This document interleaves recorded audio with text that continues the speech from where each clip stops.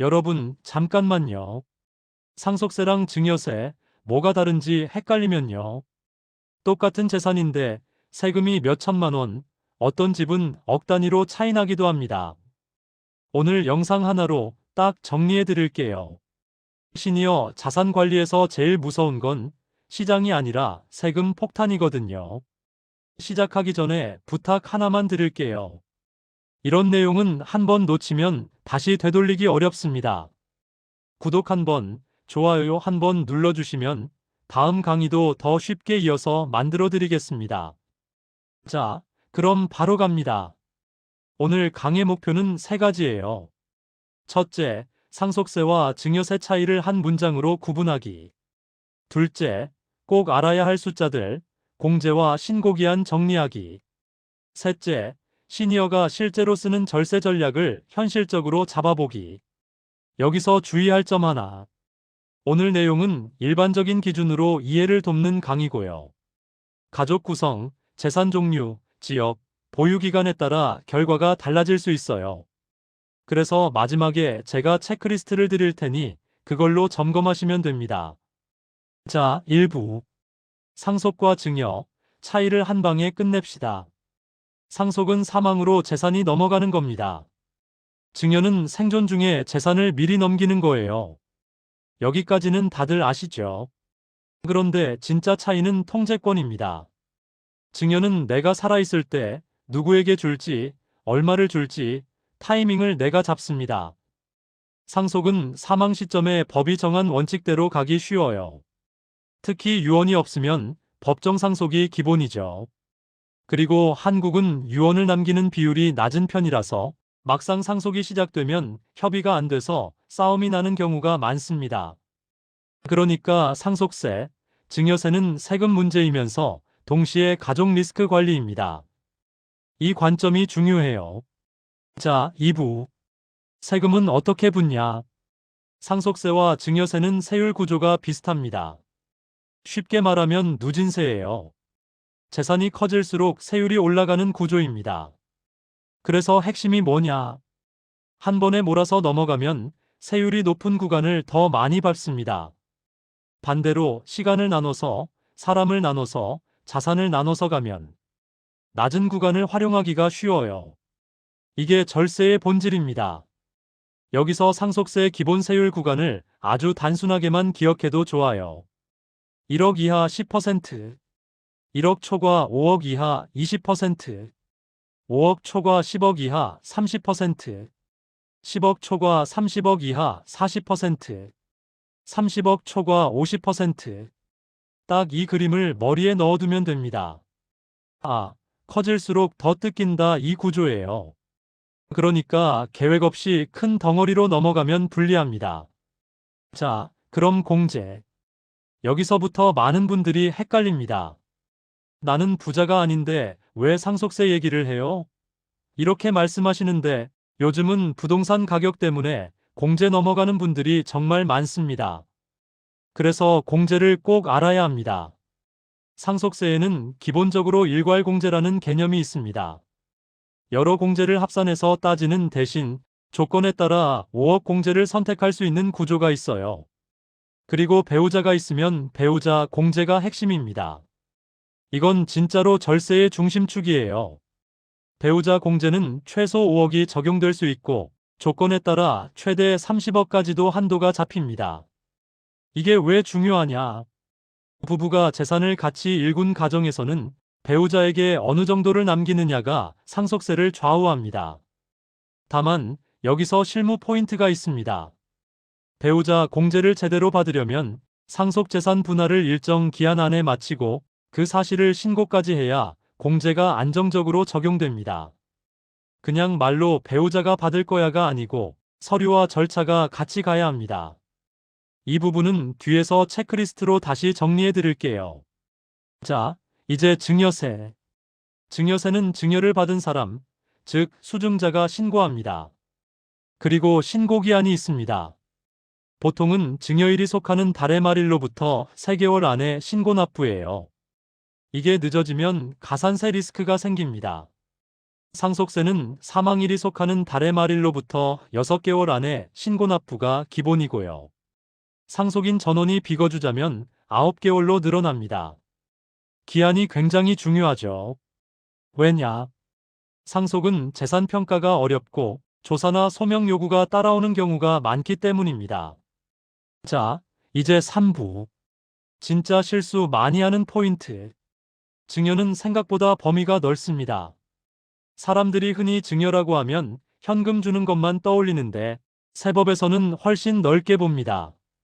거저 쓰게 해주거나 이자를 거의 안 받는 돈거래를 하거나 싸게 팔아주거나 비싸게 사주거나 채무를 면제해주거나 이런 것도 증여로 문제될 수 있습니다. 그리고 여기서 핵심이 하나 더. 사전증여 합산 규칙입니다.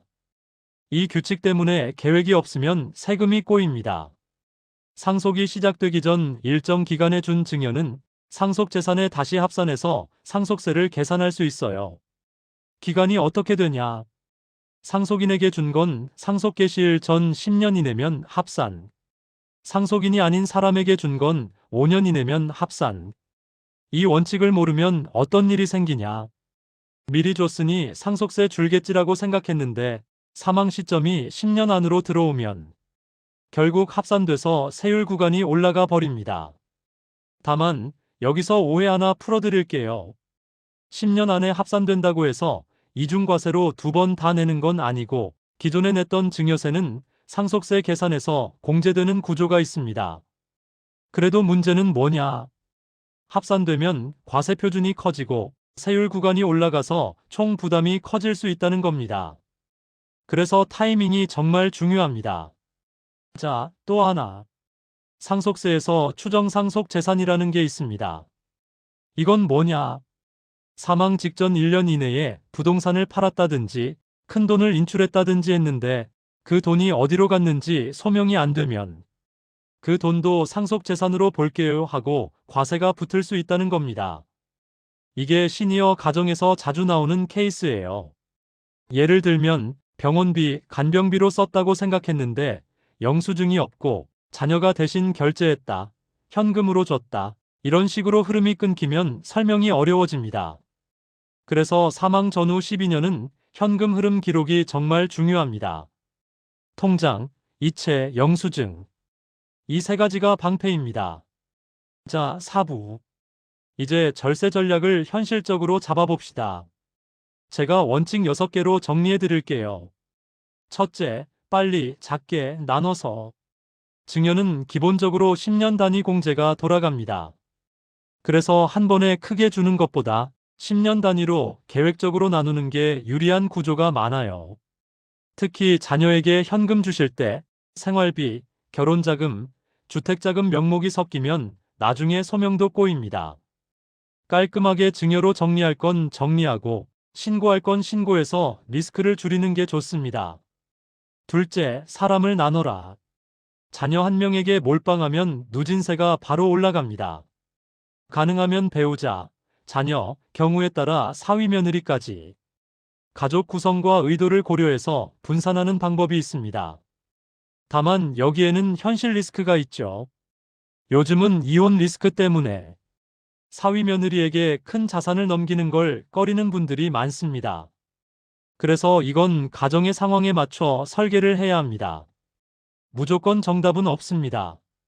셋째, 자산을 나눠라. 모든 자산을 똑같이 보면 손해예요. 현금은 명확해서 편하지만 증여액이 그대로 드러나 세금도 명확합니다. 반면 어떤 부동산은 평가가 상대적으로 낮게 잡히는 구간이 있을 수 있고 비상장 주식처럼 미래 가치가 커질 여지가 있는 자산은 오를 때에 세금을 피하는 효과가 나올 수도 있습니다. 여기서 포인트는 간단해요. 오를 자산을 먼저 주면 미래 상승분의 상속증여세가 추가로 붙지 않는 구조가 되기 쉽습니다. 넷째, 배우자 공제를 전략의 중심에 둬라.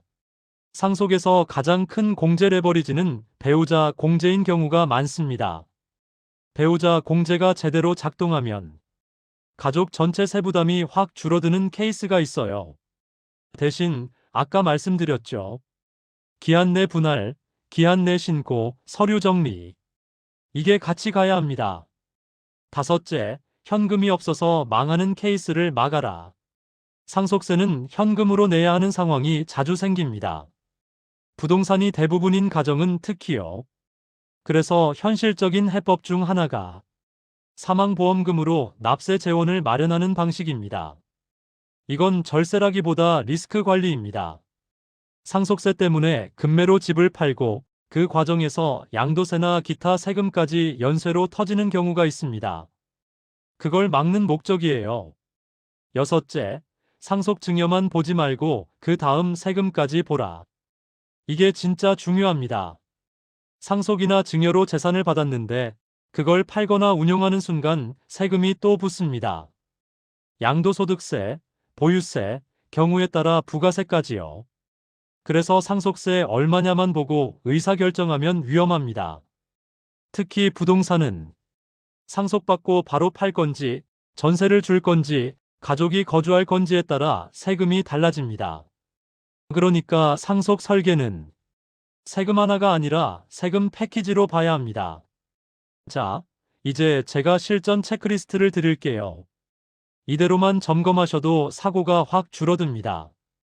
첫 번째, 우리 집 재산이 부동산 비중이 몇 %인지. 두 번째, 배우자 공제를 활용할 여지가 있는지.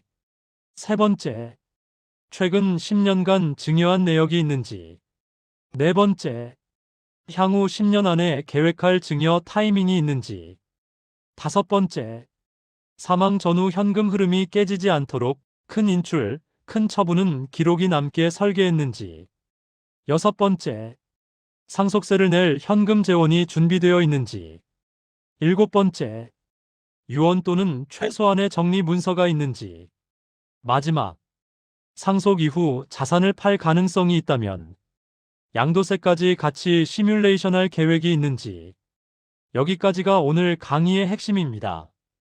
마무리로 제가 딱 한 문장만 드릴게요. 시니어 자산 관리의 목표는 두 축입니다. 잘 물려주는 것과 끝까지 잘 지키는 것. 절세도 중요하지만 내 노후가 무너지면 그건 절세가 아니라 사고입니다. 여러분, 오늘 내용이 도움이 되셨다면 구독과 좋아요 한번 다시 부탁드리고요. 댓글로 가족 구성, 배우자, 자녀 수, 자산 구성, 부동산, 현금, 주식 정도만 남겨주시면 다음 강의에서 케이스별로 더 쉽게 풀어드리겠습니다. 오늘도 끝까지 시청해주셔서 감사합니다.